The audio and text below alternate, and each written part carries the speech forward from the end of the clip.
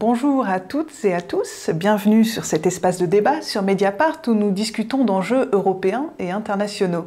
Alors aujourd'hui nous allons parler des lois mémorielles en Ukraine qui ont été votées à Kiev au début du mois d'avril et qui sont entrées en vigueur le 15 mai dernier, des textes qui légifèrent sur le passé ukrainien et qui interviennent évidemment dans un contexte de guerre. Alors nous allons parler de tout cela avec deux invités, Irina Dmitrifine d'une part. Irina, vous enseignez la littérature ukrainienne, vous êtes responsable du département d'ukrainien à l'INALCO, l'Institut national des langues et civilisations orientales à Paris. Et vous êtes également traductrice, vous avez fait connaître de nombreux textes ukrainiens en France. Depuis le début de la révolution du Maïdan, vous êtes très mobilisée sur la question ukrainienne et vous avez organisé à plusieurs reprises des séminaires autour des événements qui ont fait basculer votre pays. Bonjour Irina. Bonjour. Anna Colin-Lebedev, de l'autre côté. Donc, Anna, vous êtes chercheuse en sociologie et en sciences politiques.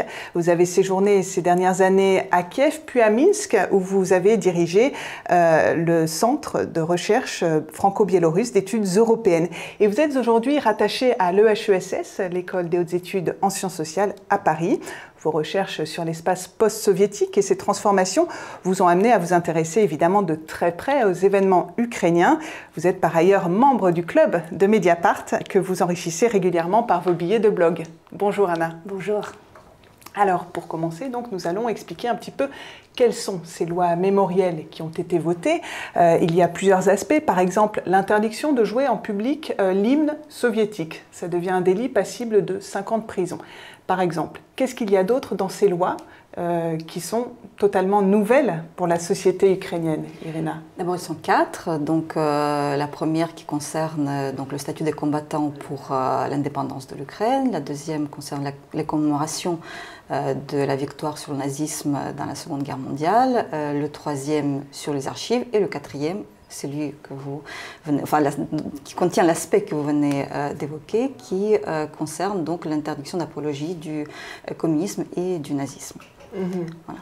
Donc ce sont des lois finalement nouvelles. Depuis l'indépendance de l'Ukraine en 1991, oui. On n'avait encore jamais établi de loi sur ces sujets. On n'avait jamais cherché à désoviétiser Non, et c'est peut-être le plus grand reproche et une grande attente qui existait dans la société ukrainienne et l'interrogation. Que serait-il passé si ces lois avaient été adoptées en temps voulu au lendemain du chute du régime soviétique? Et d'ailleurs, c'est la raison pour laquelle ces lois s'appellent en Ukraine plutôt les lois de décommunisation que les lois mémorielles. Cependant, elles touchent également le passé nazi. Elles n'abordent pas seulement le passé soviétique. Ce sont les lois qui traitent de l'idéologie communiste et nazie. Donc, ces deux régimes ont sévi en Ukraine. Donc, il est normal qu'on en parle, sachant que l'accent est quand même... Anna va me corriger si nous n'avons pas la même interprétation. L'accent est quand même mis sur le régime communiste qui a été quand même d'une durée beaucoup plus importante en Ukraine. Est-ce que ces lois étaient très attendues par la société ukrainienne? Est-ce qu'il y avait une demande? Alors, il y avait une attente dans la société ukrainienne indéniable, sachant qu'effectivement, la société ukrainienne aujourd'hui est préoccupée aussi par la guerre, par la survie économique. Donc il y a d'autres sujets, mais ces lois, donc, en tant que valeur de symbole, étaient importantes. Anna, vous avez, je crois, une opinion un petit peu différente au sujet des attentes de la société ukrainienne. Est-ce que vous pensez que la société est unanime sur cette interprétation du passé soviétique? En fait, à mon sens, ces lois sont, me semble-t-il, des lois réactives, qui sont intervenues maintenant et non pas il y a 25 ans, ou dans les années 90, ou au début des années 2000, parce qu'il y a une nécessité ressentie par une partie de la société ukrainienne de tirer au clair son passé et de se situer, surtout de se situer non seulement par rapport au passé soviétique, mais également par rapport à la Russie. À mon avis, la figure de la Russie en tant que lecteur et en tant que destinataire de ces lois est implicitement présente. Lorsque Irina disait que le nazisme était effectivement évoqué dans l'une des lois mémorielles, la loi interdisant l'apologie des régimes communistes et nazis, à mon sens, la mention du nazisme qui n'est effectivement pas problématique dans la société, enfin, rien n'a fait débat dans cette dimension-là, elle est là, par exemple, pour montrer aux Russes que le pouvoir politique ukrainien post-Maïdan n'est pas un pouvoir néo-nazi, comme la propagande l'affirme souvent, et qu'au contraire, la condamnation du nazisme est permanente et fixée dans la loi. Donc, pour moi, ces lois sont des lois pas tant attendues par la société ukrainienne, à mon sens, que nécessaires en ce moment, dans ce moment très particulier qui est la guerre. Alors, est-ce qu'elle relève d'une attente de l'ensemble de la société? À mon sens, c'est ici que le bas blesse un petit peu. Hein. C'est-à-dire que les lois correspondent à un désir de définition d'une histoire nationale qui est propre à une partie de la société ukrainienne, mais pas à son ensemble. Hein. C'est-à-dire que ce sont des lois qui définissent une vision officielle de l'histoire qui ne correspond peut-être pas à l'expérience de l'ensemble des Ukrainiens. Oui, en fait, quelque part, le problème de ces lois, c'est qu'elles définissent la période soviétique comme une période criminelle, totalitaire. Or, on peut aussi analyser, en tant qu'historien ou en tant que sociologue, on peut analyser aussi cette période sous un autre aspect, pas forcément sous l'angle criminel, mais aussi raconter, par exemple, l'histoire du quotidien, l'histoire sociale, l'histoire industrielle, la modernisation. Mais ça, je pense qu'il y a beaucoup de... Donc, cette loi a énormément de sous-chapitres, des références qui excluent tel ou tel aspect, notamment l'aspect scientifique. Et je pense qu'on a tout à fait le droit de parler de ce qu'était la période soviétique. Ce qui je pense, pose débat, c'est peut-être la précision de ces termes, ce qui est condamnable, ce qui fait partie en fait d'une constatation. Est-ce qu'il ne tombe pas dans le délit d'opinion plus que dans l'apologie? Et c'est là-dessus d'ailleurs que se base la plus grande partie des réserves sur la définition de ce qu'est donc le crime. Est-ce qu'il fallait écrire le régime criminel ou plutôt parler des crimes du régime en les énonçant, en les circonscrivant de manière très nette et claire? Se pose la question du procès. Est-ce qu'on avait le droit de faire ce genre de loi en absence de procès qui, une fois pour toutes, définissent clairement et exposent tout simplement ce qui s'était passé, comme c'était le cas pour le nazisme. Donc, que les lois... Enfin, je reviens quand même sur le fait que quel que soit le contenu, si vous voulez, discutable, amendable, arrangeable de ces lois, une attente sur ces lois existait dans la mesure où je pense quand même, à tort ou à raison, une grande partie de la société ukrainienne voit dans les événements actuels la conséquence du fait que le passé n'avait pas été analysé et n'a pas été revu, n'a pas été étudié dans la profondeur. C'est-à-dire que l'Ukraine, à la différence des pays baltes ou des pays d'Europe centrale, n'a pas été claire et avait laissé dans un flou parfois criminel toute la période soviétique qui effectivement avait des périodes différentes. Tout n'était pas comme la période stalinienne et heureusement. Je me permets de rebondir là-dessus. Effectivement, le souci, à la fois la richesse, à mon avis, de la société ukrainienne, enfin du fonctionnement de la société ukrainienne sur ces 25 dernières années, c'est qu'il n'y a pas eu de débat sur ce qu'a été la période soviétique. Tout comme il n'y a pas eu de débat en Russie sur ce qu'a été la période soviétique, par exemple. En Ukraine, ça a permis le maintien d'un pluralisme et d'une diversité qui était, qu'on peut considérer aujourd'hui comme une fragilité du pays, mais qui était aussi une richesse du pays. C'est-à-dire qu'on cohabitait avec des histoires extrêmement différentes et dans un présent commun où les gens se sentaient ukrainiens, quelle que soit la manière dont ils avaient interprété leur histoire soviétique. Alors, à mon sens, justement, ces lois, là où l'idée même de légiférer sur l'expérience soviétique en temps de guerre est potentiellement peut-être pas dangereuse, mais disons fragilise la société ukrainienne, c'est qu'elle introduit un clivage qui n'existait pas auparavant. On sait qu'en Ukraine, schématiquement, il y a deux pôles, avec une très grande variété de situations entre les deux pôles. Ceux qui ont été plutôt, les régions plutôt industrialisées de l'Est du pays, avec énormément de migration en provenance des autres régions de l'Union soviétique, avec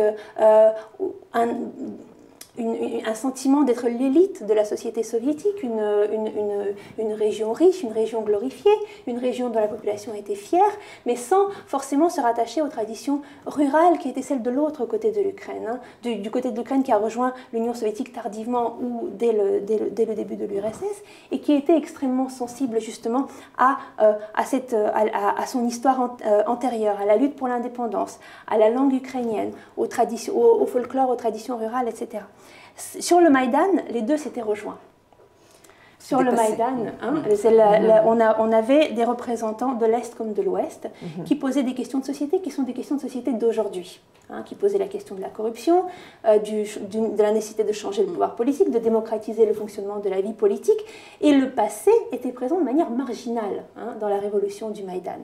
Or, aujourd'hui, on a le sentiment qu'on remplace moi, j'ai un peu le sentiment que l'héritage du Maïdan disparaît dans ces lois de désoviétisation. Vous avez le sentiment d'une précipitation, qu'on a voulu mettre la charrue avant les bœufs, qu'on a voulu tout de suite légiférer sur J'ai surtout le sentiment que c'est une partie de ces lois mémorielles, en tout cas la loi sur la décommunisation et sur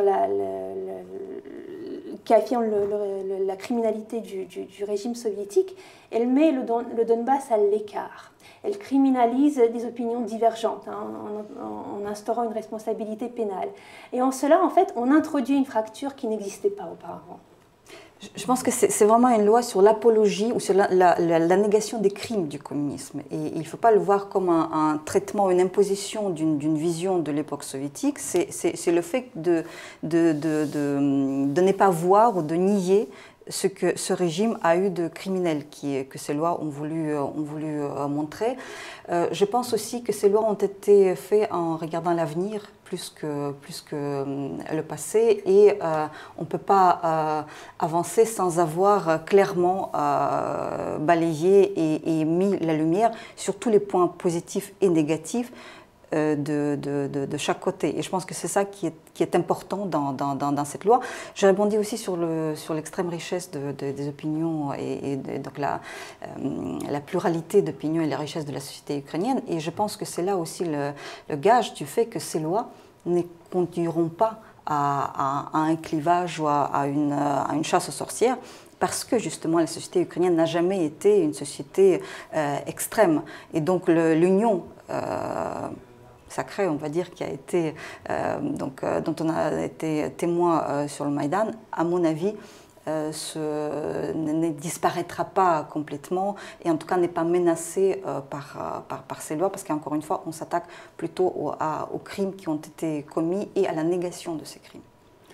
Par ailleurs, j'ajouterai aussi que ces lois prennent en partie modèle sur d'autres pays d'Europe centrale, en fait, qui ont voté au cours des années 90 des lois mémorielles, et notamment la Pologne, qui a créé en fait un institut, l'Institut de la mémoire nationale, donc sur lequel s'appuie l'Institut de la mémoire nationale d'Ukraine, et qui a eu pour fonction, enfin qui a toujours pour fonction en Pologne, non seulement de conserver les archives, donc de développer la recherche scientifique, mais aussi qui a un rôle pédagogique, et puis qui a un rôle pénal, puisqu'il instruit des affaires, il enquête, et il a ouvert en fait jusqu'à ce jour près de 10 000 enquêtes, ce qui est quand même considérable, avec notamment une grande enquête toujours en cours sur le massacre des officiers polonais de Katyń en 1940 par les soviétiques. Et puis il y a eu aussi une grande enquête qui a fait beaucoup de bruit en Pologne, qui a été le massacre des Juifs de Jedwabne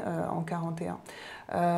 Et donc à chaque fois ça a suscité beaucoup de débats, ça a fait avancer la recherche historique. En même temps, il faut bien dire que les premières années, cet institut était très politisé. À sa tête, c'était des personnes qui avaient été nommées à l'époque par le président Lech Kaczynski, aujourd'hui décédé, mais qui avait quand même imposé sa marque, une marque quand même assez nationaliste, il faut bien le dire. Alors, est-ce que vous craignez pas qu'aujourd'hui en Ukraine, alors que la scène politique quand même est assez mouvante, on voit bien qu'il y a quand même des guéguerres et que est-ce qu'on ne peut pas craindre que cet institut en Ukraine soit également très politisé et qui s'oriente vers une forme de revanche, de vision assez revancharde Je pense que la société ukrainienne, les lois ukrainiennes, quelles qu'elles soient, ne sont pas parfaites. Il ne faut pas s'attendre à ce que, dans la situation actuelle, avec le passé, je veux dire avec la destruction totale de l'école historique, par exemple, l'absence de la manière de traiter l'histoire sans l'instrumentaliser, c'est que maintenant que la nouvelle génération commence à venir et qui essaie de prendre le contre-pied de cette manière-là de traiter l'histoire, qui est en fait un effet miroir du régime soviétique, c'est juste avec un autre signe. Donc je pense qu'il y a forcément, il faut savoir aussi que ces débats ou ces lois ne se déroulent pas dans le silence académique. Nous sommes dans un état de guerre, donc forcément on aura peut-être des figures ou des personnalités qui susciteraient des réserves de part ou d'autre. Je pense aussi en revanche qu'il faut faire confiance à la société ukrainienne, aux législateurs, parce qu'il y a suffisamment de contrepoids et de garde-fous. On va déjà voir qui sera nommé à la tête des archives, par exemple, ce qui est quand même aussi sera un signe. Est-ce que ce sera quelqu'un qui sera donc de la même dimension que le directeur de l'Institut de mémoire nationale? Est-ce que ce sera quelqu'un d'autre? Justement, le directeur, qui est-il en fait? Je crois qu'il est déjà assez impliqué dans la recherche historique. Alors oui, il était donc avant le directeur des archives de SBU, n'est-ce pas, sous Yushchenko, qui était des chercheurs dont la période de prédilection est la Seconde Guerre mondiale et donc les mouvements ukrainiens et soviétiques pendant cette période, et qui a été donc limogé à l'époque Yanukovych, et qui est revenu qui était l'auteur ou l'instigateur en tout cas Il était parmi les auteurs de ces lois mémorielles. Alors cet institut de mémoire nationale créé sous Yushchenko a quand même joué un rôle politique dès le début.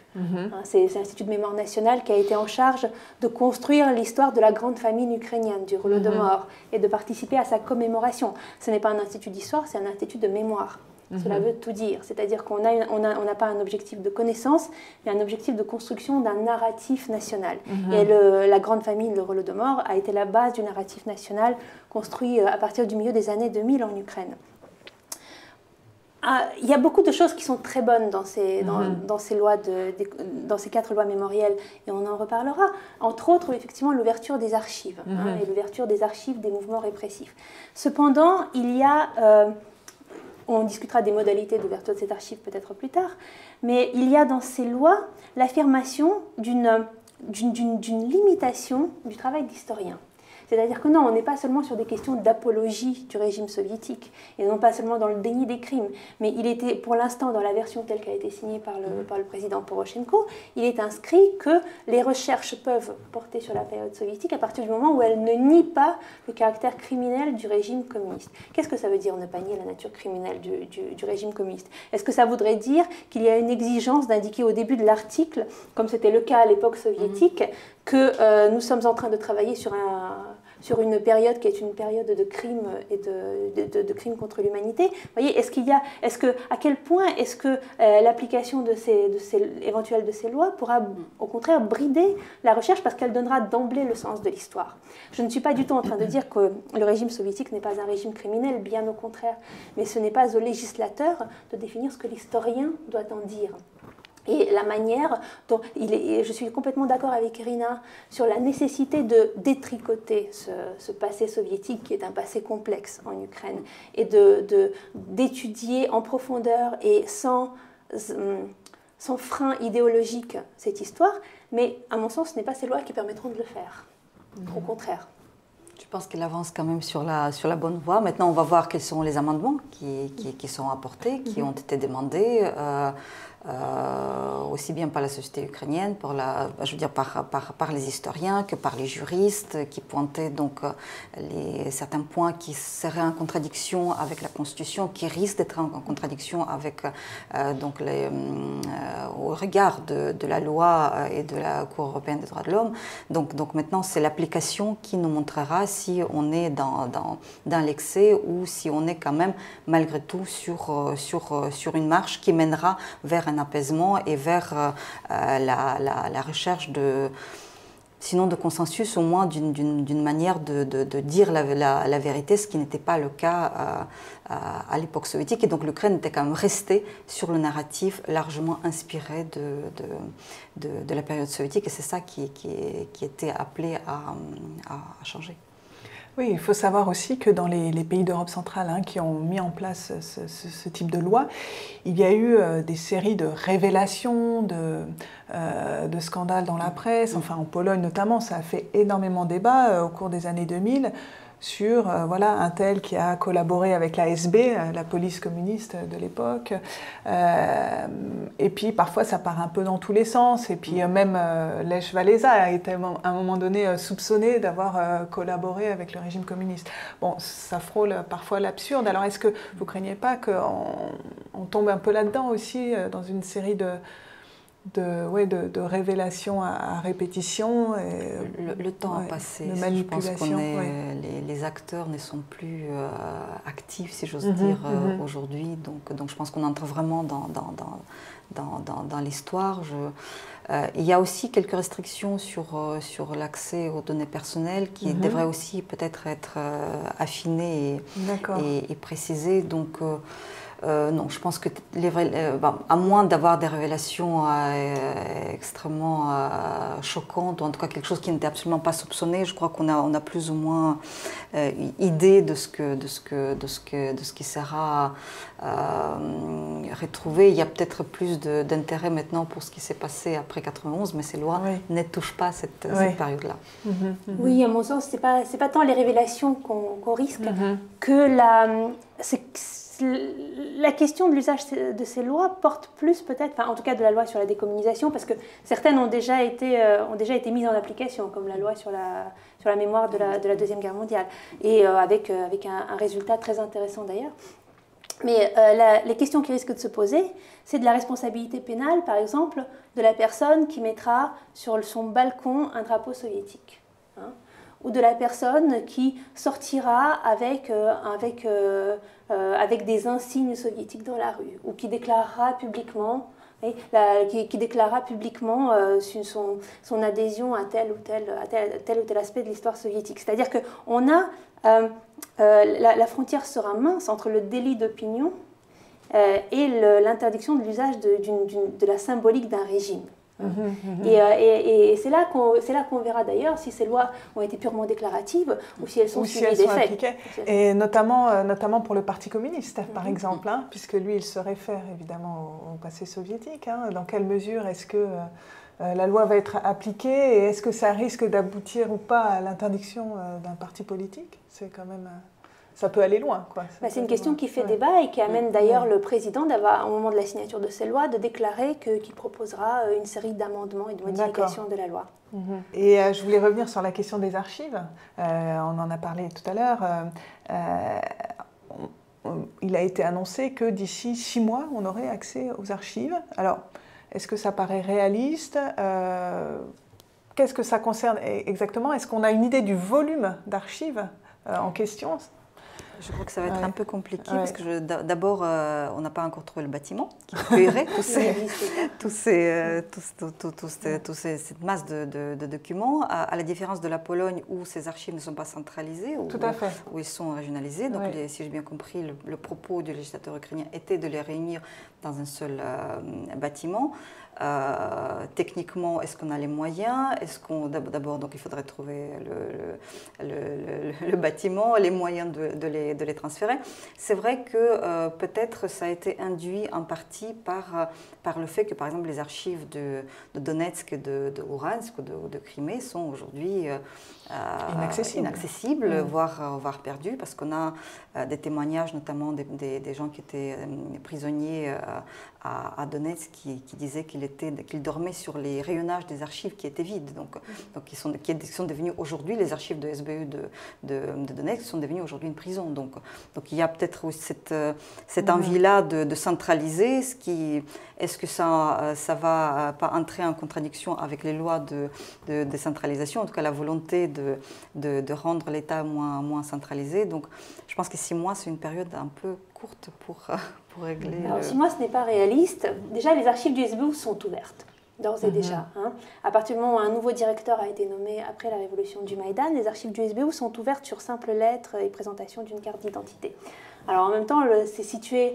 Donc ouvertes à tous, pas seulement aux historiens, pas seulement aux chercheurs, mais... Il faut comme demander ça. Il faut une lettre. Voilà. Il faut une lettre. Il faut une lettre qui leur paraisse convaincante, mais ils sont vraiment dans un esprit d'ouverture aujourd'hui, sauf qu'il s'agit du bâtiment du SBU, du service de sécurité ukrainien. Donc pour y entrer, par contre, il faut une autorisation. Bref, la loi sur les archives avait pour objectif de faciliter ça. Mais ce qui est intéressant, c'est que le transfert des archives des services secrets n'ont pas été décidés vers les archives nationales, mais vers l'Institut de mémoire nationale, qui n'est pas une institution archivistique, donc qui ne sont pas équipés pour, qui ne sont pas formés pour et qui n'ont pas le financement pour. Donc effectivement, ça va poser toute une série de problèmes. Il y a une chose qui est inscrite dans la loi qui est extrêmement précieuse, et si l'Ukraine pouvait mettre ça en application, ce serait formidable, c'est la numérisation des archives. La question de la localisation aujourd'hui, pour les archives, est secondaire. Peu importe où est l'original papier, à partir du moment où c'est numérisé et rendu accessible, quel que soit l'endroit où l'on se trouve. Mais ça demande de l'argent. C'est un travail titanesque. Est-ce qu'un pays qui est en grande crise économique et en guerre mettra de l'argent aujourd'hui dans le transfert des archives? Donc je pense que l'intention peut vraiment porter des fruits, mais l'Ukraine n'aura peut-être pas les moyens de la mettre en œuvre, ce qui pourrait bloquer au contraire l'accès aux archives pendant quelques temps.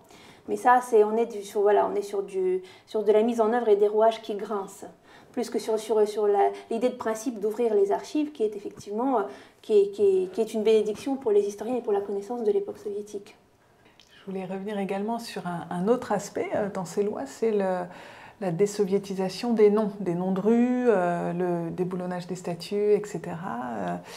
Est-ce que là aussi, ça ne va pas un peu loin, le fait de légiférer là-dessus? Ça s'est fait évidemment dans les pays d'Europe centrale, ça s'est fait en ex-RDA, etc.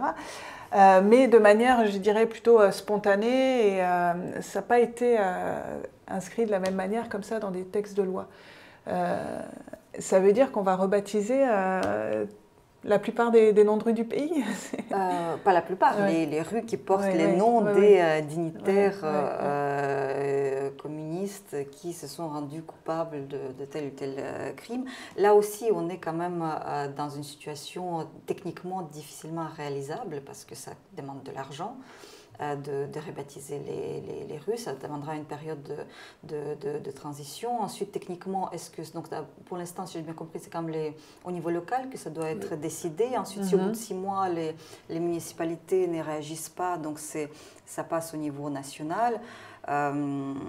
C'est d'ailleurs le fait que c'était réglé au niveau local montre la raison pour laquelle il y avait déjà une vague des rues qui ont été débaptisées, les monuments qui ont été déboulonnés de manière très inégale sur le territoire du pays. Donc il y a une espèce de dégradé où il y a de moins en moins à l'ouest, de plus en plus enfin, les vestiges sont plus conservés dans l'est du pays. Oui.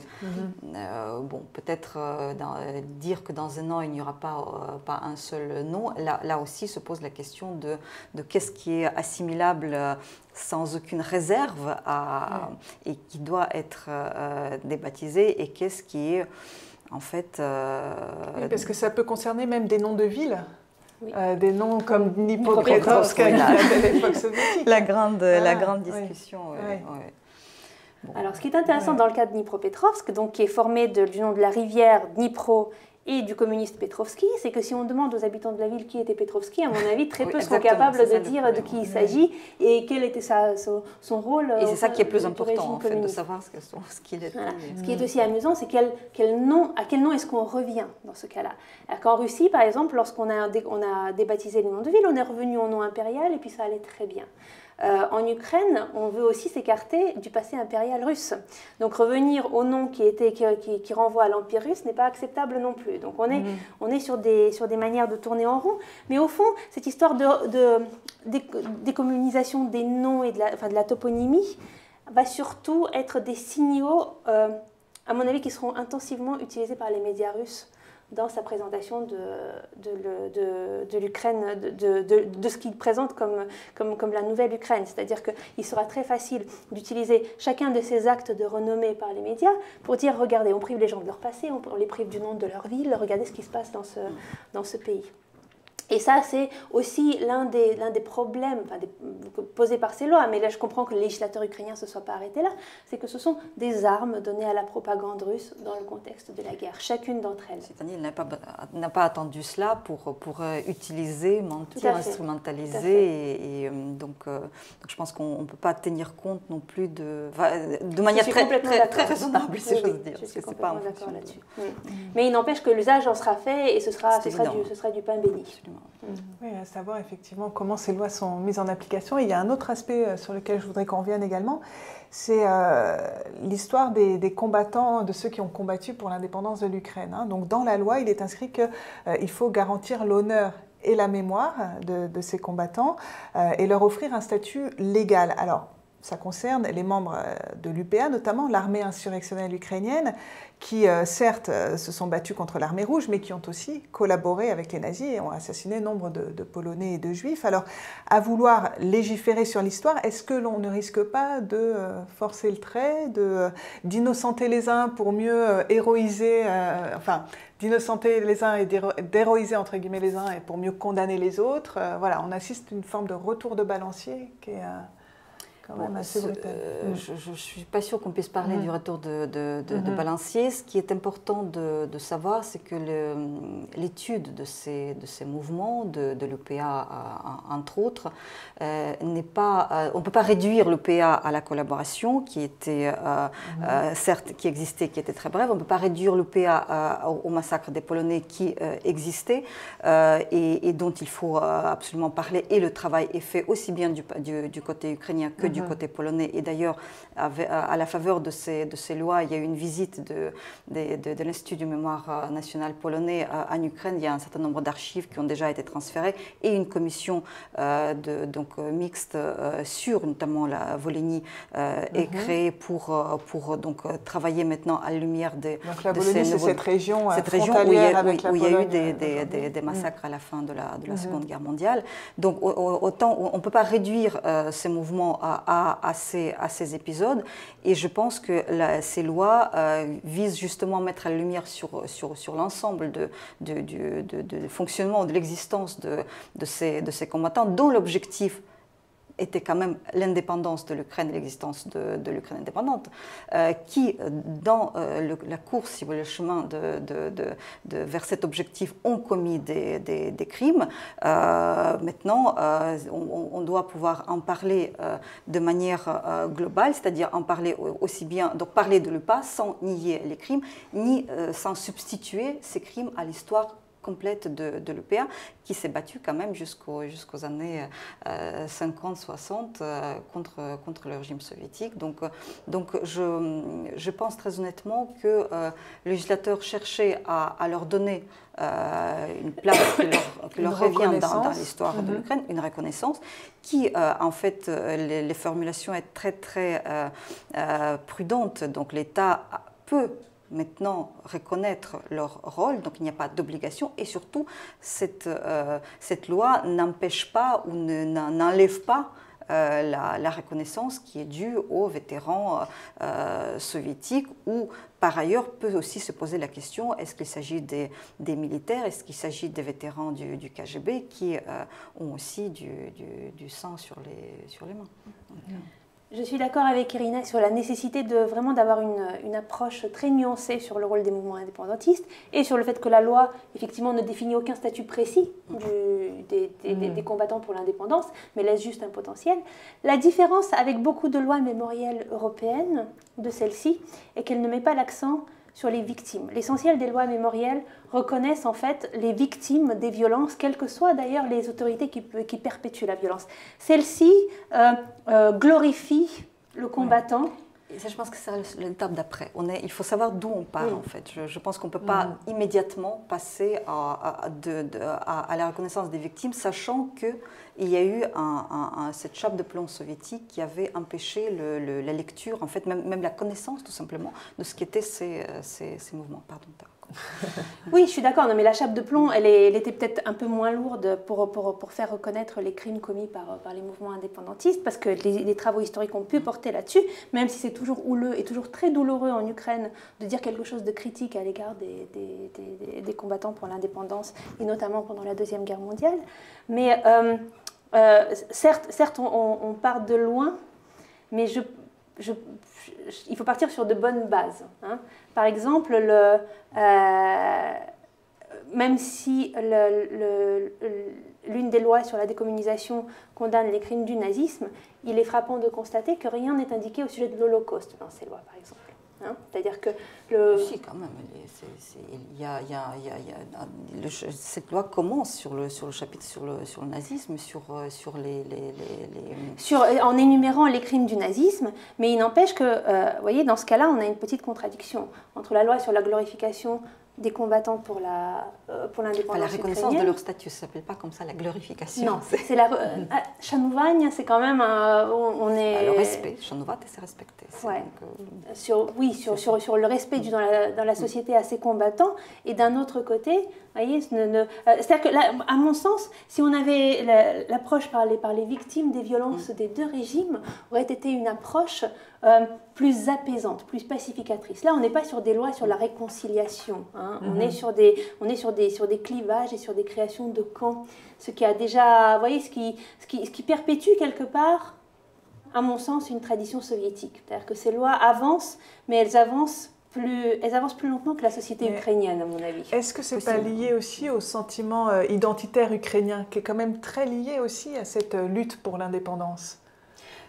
Ouais. L'Ukraine dit aujourd'hui que c'est une société post-totalitaire, post-génocidaire et post-coloniale. Donc évidemment, il y a une question d'identité ukrainienne qui est en train de se cristalliser et qui a eu un énorme pas en avant avec le Maïdan, où notamment les questions ethnicisantes, linguistiques ont été reléguées au second plan. Donc je pense que la société avance et saura mettre ses garde-fous dans le cas de manipulation de ces lois. Et encore une fois, on ne peut pas demander à la société ukrainienne d'être idéale, ou à le législateur ukrainien d'être idéal. Je pense que l'Ukraine, aujourd'hui, avance avec les moyens qu'elle a, avec les armes qu'elle a, dans une situation particulière, qui est quand même une situation de guerre, il ne faut pas oublier. Donc, on parle de la guerre hybride, qui allie les moyens militaires et les moyens idéologiques. Et donc, on ne peut pas totalement faire abstraction de cela. Nous ne sommes pas dans le silence académique en Ukraine. Il faut vraiment tenir compte de cela. Bien sûr. Le problème, à mon sens, c'est l'historisation excessive de cette guerre. C'est-à-dire que cette guerre est quand même une guerre qui ne s'enracine pas qui s'enracine dans un passé, mais dont les enjeux sont le présent, hein, pour les deux parties. Or, en fait, en réponse à la Russie qui a massivement utilisé l'histoire pour qualifier cette guerre, en qualifiant de junte néo-nazie le pouvoir kievien, de nazis ou de pro-fascistes les combattants côté ukrainien, et la Russie a ouvert le piège, hein, d'introduire l'histoire comme clé de lecture de la guerre, et il ne faudrait pas que l'Ukraine tombe dedans, hein, parce qu'on est quand même effectivement dans un contexte d'agression, on est dans un contexte d'enjeux du passé, d'enjeux économiques, d'enjeux d'appartenance, mais tout ramener à une différence... ce serait un danger d'exagérer l'enracinement historique de ce conflit. Et à mon sens, le Maïdan a été 3 pas en avant et les lois mémorielles sont 1 pas en arrière. Un peu comme la loi sur l'usage du russe, hein, qui finalement n'a pas été promulguée, hein, mais qui a suscité voilà, des réactions immédiates à ce moment-là en Crimée et puis évidemment dans le Donbass. Qui, pareil, était instrumentalisée. Ce n'est pas parce qu'il y a eu ces lois que l'invasion n'aurait pas eu lieu. Et je suis d'accord sur le danger d'historifier excessivement ce qui se passe en Ukraine depuis plus d'1 an. Il n'empêche qu'il ne faut pas... Donc il n'y a pas de monocausalité dans l'histoire. Forcément, il y a d'autres raisons de cette situation. La proximité avec la Russie, le fait que ces régions étaient des fiefs de l'ancien régime, je parle du régime Yanukovych, avec ces espèces de baronnies et des fiefs qui ont été créés, qui conservaient, donc qui ont créé pratiquement des relations, enfin des mini-États du style mafieux. Il n'empêche qu'il n'a échappé à personne, et je pense que ce serait aussi inexact de le nier, que c'est dans ces régions-là, dans ces régions occupées, que l'usage idéologique a trouvé un écho. C'est-à-dire que la réponse à cette arme massivement utilisée par la Russie, diffusée à travers les médias, la télévision, la presse, c'est là où cela a pris. C'est-à-dire que cela n'a pas pris à Odessa, cela n'a pas pris à Dnipropetrovsk, cela n'a pas pris à Kharkiv. L'invasion russe n'a pas commencé par les régions frontalières de Tchernihiv ou de Soumy. On a quand même commencé par là où on a pu mordre. Et si ça a mordu, c'est parce qu'il y a aussi une adhésion, j'ose dire, plus importante à ces thèses-là, donc de nostalgique ou glorificatrice de la période soviétique, ou en tout cas la décommunisation ou la décomposition du passé a eu lieu le moins. Il faut noter aussi que justement les premiers rassemblements anti-Maïdan se sont déroulés autour de statues de Lénine. Là, au niveau de la symbolique, c'est quand même assez fort. Hein. Enfin, il y a eu aussi des rassemblements. Oui, bien sûr. À l'époque Yanukovych, près de monuments Shevchenko, qui était en fait un rassemblement administratif à Dnipropetrovsk, où on se demandait ce que les gens voulaient. Et pour la Crimée, par exemple, le fait que les Tatars, du point de vue russe, sont toujours ne sont pas considérés comme des victimes du régime soviétique, et que, en gros, Staline avait raison de les déporter. On voit aujourd'hui la manière dont la question est traitée, ou dont les Tatars sont victimes de pression et de persécution. Je pense qu'on peut utiliser aujourd'hui ce mot à l'égard du sort, du traitement qui est réservé à cette minorité, à cette communauté composante essentielle de la Crimée. Oui, l'histoire est un outil politique puissant, qui peut devenir une arme de guerre redoutable. On le voit sur les commémorations des 70 ans de la victoire sur le nazisme en Russie et en Ukraine, de manière comparative. À quel point est-ce que, pour la Russie, ça a été l'occasion de l'affirmation, pour le coup, d'une glorification et de l'affirmation d'une puissance militaire extrêmement agressive. Et en revanche, pour l'Ukraine, a très bien réussi à gérer...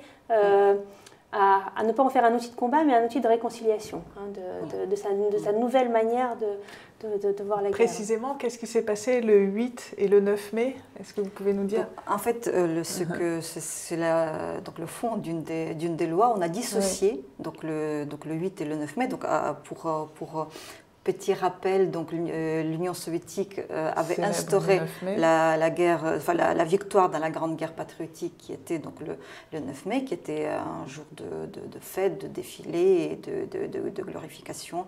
Et donc à la différence de l'ensemble de l'Europe et du monde, qui commémorait plus que fêtait ce jour, le 8 mai. Donc l'Ukraine a coupé la poire en deux, donc en instaurant le 8 mai, le jour de réconciliation, sans renoncer complètement à ce 9 mai, en pensant justement à ceux pour qui ce jour est un jour important, et donc en respectant leurs souvenirs et leur mémoire. Donc le 8 mai est un jour de réconciliation, où on pense justement aux victimes, on pense à la tragédie que représentaient ces années de guerre. Et d'ailleurs, on parle pour la première fois en Ukraine de la guerre 39-45 et pas 41-45, comme il est d'usage donc en Russie. Donc c'est une autre manière très net et déclaré de manière ferme de rompre avec le traitement soviétique de la Seconde Guerre mondiale, qui s'appellera en Ukraine désormais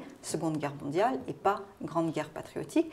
Et donc ce mi-chemin, cette manière un petit peu d'essayer de réconcilier toutes les parties, on a quand même gardé le 9 mai, le jour de victoire, qui n'a pas été fêté avec la grande pompe habituelle ou donc façon soviétique ou façon russe, on peut dire aujourd'hui, avec une manifestation des muscles, des défilés militaires et ainsi de suite. Et donc on a vu l'introduction de symboles du pavot ou de coquelicot qui était pour la première fois pratiquement utilisé en Ukraine et qui a extrêmement bien pris. Je trouve que spontanément, il y a eu vraiment une adhésion. Ce symbole, en fait?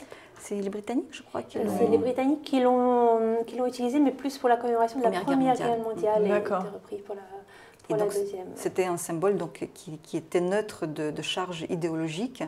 Donc c'était une raison, un moyen de trouver quelque chose qui puisse n'est pas heurter les uns et les autres et en même temps adhérer le plus grand nombre à cette nouvelle manière de voir la Seconde Guerre mondiale comme une tragédie. Et donc là, on parle des victimes. Oui, tout à fait. On parle des victimes et on parle aussi effectivement de la guerre comme une tragédie et non pas comme une victoire. Et ça fait vraiment une grosse différence. C'est-à-dire que dans les slogans qui sont utilisés en Russie aujourd'hui pour la commémoration, pour la glorification de la guerre, c'est « nous sommes allés jusqu'à Berlin et nous pouvons le répéter ». Exactement.